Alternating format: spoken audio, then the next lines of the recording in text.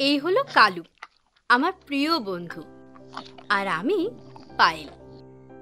আমি যে ওর কাছে কতটা প্রিয় তা আমি বুঝতে পেরেছিলাম ওই 1 বছর আগে, যখন আমাকে বাঁচাতে ও নিজের প্রাণের মায়াও করেনি। তাই হয়তো কুকুরকে মানুষের বেস্ট ফ্রেন্ড বলা হয়। ও অন্যান্য কুকুরের থেকে একেবারে আলাদা, খুবই শান্ত স্বভাবের কুকুর। তবে ওর সামনের একটি পা নেই। আমার জন্যই ওর যে এই ক্ষতিটা হয়েছে তা আমি কোনোভাবেই অস্বীকার করতে পারি না। তখন আমি ক্লাস 11-এ পড়ি। আমাদের গ্রাম বলরামপুরে কোনো ভালো ইংরাজি শিক্ষক না থাকায় আমি পাশের গ্রাম কিশোরপুরে এক শিক্ষকের কাছে ইংরাজি পড়তে যেতাম। আমার অন্যান্য বন্ধুরা মেন রোড দিয়েই বরাবর যাতায়াত করত, তবে আমি করতাম না। আসলে মেন রোড দিয়ে গেলে অনেকটা সাইকেল চালিয়ে যেতে হয় বলে আমি গ্রামের ভিতরের একটি কাঁচা রাস্তা দিয়ে যেতাম। তবে এখন মেন রোড দিয়েই যাই। গ্রামের ভিতরের পথটা সব ঠিক আছে, তবে আমাদের গ্রামটা যেখানে শেষ, সেখান থেকে কিশোরপুর গ্রামের শুরু পর্যন্ত বেশ কিছুটা জায়গা উন্মুক্ত ফাঁকা মাঠ। এদিক ওদিক বিক্ষিপ্ত কিছু গাছপালা ছাড়া আর কিছুই নেই। লোকজনও তেমন দেখা যেত না। যাওয়ার সময় তেমন কোনো অসুবিধা হতো না, কিন্তু ফেরার পথে আমার একটু ভয় ভয় করত। কালু কিশোরপুর গ্রামের শেষ প্রান্তেই রাস্তার ধারে পড়ে থাকত। ওর গায়ে ফাঙ্গাস ইনফেকশনের জন্য মানুষজন ওর কাছে বিশেষ যেত না। আমি প্রতিদিন ওকে বিস্কুট খেতে দিতাম। কালু নামটা আমারই দেওয়া, কারণ ওর গায়ে হালকা কালো লোম ছিল। বিস্কুট খাওয়াতে খাওয়াতে ও খুব ভালো পোষ মেনে গেল।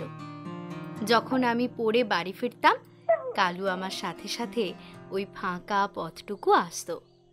ফলে আমার ভয় বেশ কিছুটা দূর হয়ে গিয়েছিল। যাই হোক, চোর ছিনতাইবাজ যেই আসুক না কেন, ও অন্তত ঘেউ ঘেউ তো করতে পারবে, তাহলেও একটা সাহস। এমনকি পরে পরে পড়তে যাবার সময়ও কালু আমাকে স্যারের বাড়ি পর্যন্ত এগিয়ে দিত। আমার সাথে সাথে যেত আর ওখানেই বসে থাকতো। ছুটি হলে আবার আমার পিছন পিছন আসতো। আমিও ওকে বেশ ভালোবেসে ফেলেছিলাম, তাই মাঝে মাঝেই আমার টিফিনে করে ওর জন্য ভাত, মাছ, মাংস নিয়ে যেতাম। ওকে ওই খাবারের সাথে ওষুধ মিশিয়ে খাইয়ে দিয়েছিলাম। ফলে 1 মাসের মধ্যেই ওর রোগ অনেকটা সেরে গিয়েছিল আর সুন্দর লোম গজিয়েছিল। যখনই আমি ওকে খাবার দিতাম, ও আমার কাছে এসে পায়ে মাথা ঠেকিয়ে ধন্যবাদ জানাতো আর কুই কুই করে ডাকতো। একদিন আমার বন্ধু পৃথ্বীশ বলল, কিরে, তুই কুকুরটা পুষেছিস? ওই একরকম, এখন ওই ফাঁকা রাস্তায় ওই আমার সঙ্গে।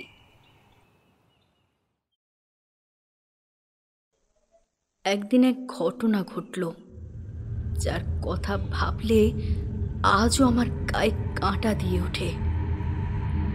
আমি আর কালু আসছিলাম ওই ফাঁকা জায়গা দিয়ে। সেদিন আমার একটু দেরি হয়ে গিয়েছিল। রাত তখন 9টার মতো বাজে। একে দেরি হয়ে গেছে, আর তার উপর ওই দিনই সাইকেলের চাকাটা লিক হয়ে গিয়েছিল। কিরে কালু, আজ মাংস ভাত খেয়ে তোর পেট ভরেছে?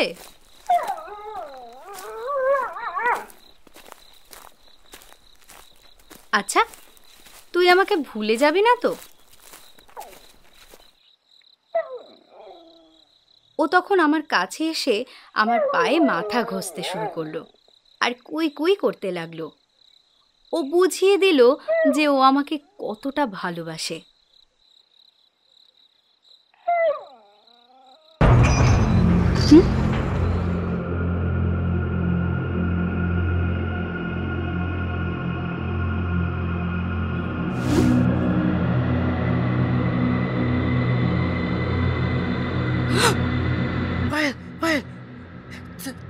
তাড়াতাড়ি তাড়াতাড়ি ওইদিকে, অরুণকে সাপে কামড়েছে। কিন্তু তোরা এখানে? আরে আমি আর অরুণ একটু পুকুর ধারে বসে আড্ডা দিচ্ছিলুম, তখনই ওকে সাপে কামড়ায়। তুই তাড়াতাড়ি আয়। ওরে কালু, ও যে পৃথ্বীশ, তুই চেঁচাচ্ছিস কেন?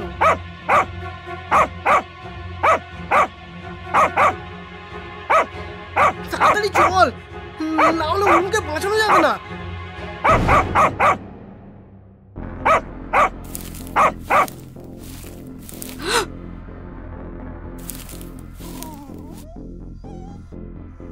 কালু, আমায় যেতে দে, আমার বন্ধুর বিপদ।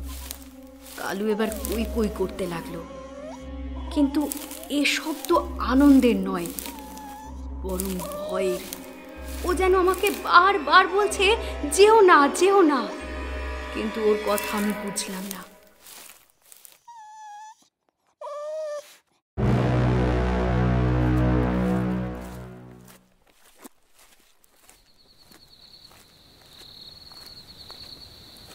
কই রে অরুণ, কই? শীতের কুয়াশায় তেমন কিছু দেখতেও তো পাচ্ছি না। পৃথ্বীশ, পৃথ্বীশ!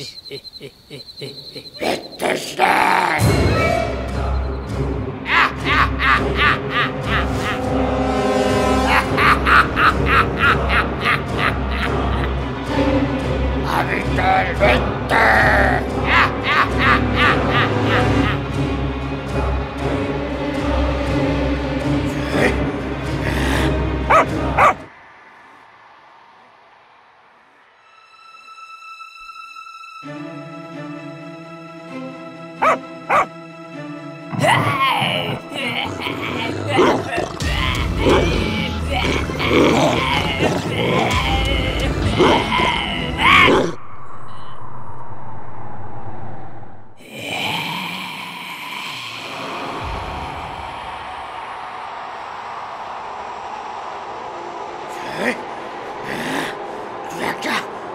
কুকুর আমার শিকার ছিঁড়ে নেবে।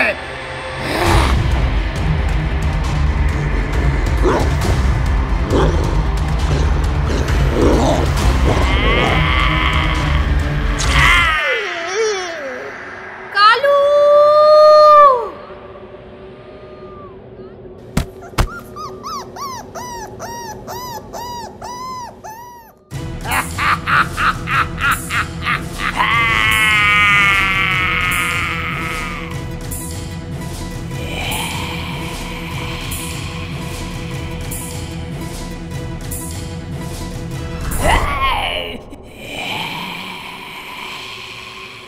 মার ওকে।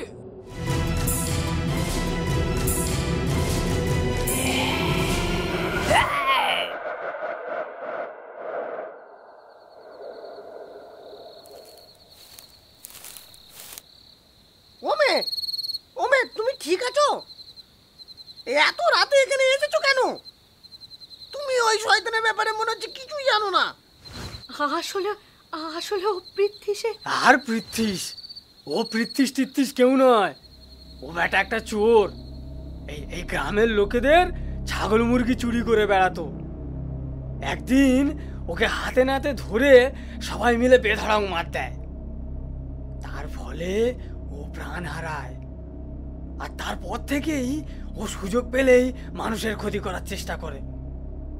ওর মৃত্যুর সময় ছিল রাত 9টা, তাই রাত 9টা বাজলেই ওর অতৃপ্ত আত্মা এইখানে ঘুরে বেড়ায়। কত মানুষের যে ক্ষতি করেছে তার নেই ঠিক। আর সেই জন্যই রাত 9টা বাজলে কেউ এ পথ দিয়ে একা কোথাও যায় না, গেলেও 2-3 জন একসাথে যায় এবং লাঠি লণ্ঠন সঙ্গে রাখে, কারণ লাঠি আর লণ্ঠন দেখলে ও ভয়ে পালায়। ভাগ্যিস তোমার চিৎকার শুনে আমরা এসে পড়েছিলাম, না হলে কি হতো কি এ জানে। কিন্তু কালু বলে কাকে ডাকছিলে?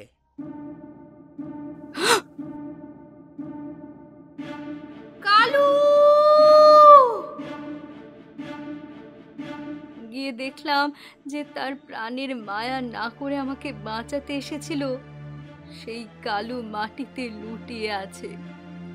তার একটা পা শরীর থেকে ছিন্ন ভিন্ন হয়ে গেছে, রক্তে ভেসে যাচ্ছে জায়গাটা। সে ব্যথায় কাতর হয়ে কুই কুই করছে। সঙ্গে সঙ্গে আমার রুমাল আর গলার স্কার্ফটা দিয়ে ওই জায়গাটা বেঁধে দিলাম, আর ওকে বুকে জড়িয়ে ধরলাম, কারণ আমি জানি একটু চিকিৎসার বুক ভরা ভালোবাসা পেলে আমার কালু আবার সুস্থ হয়ে উঠবে।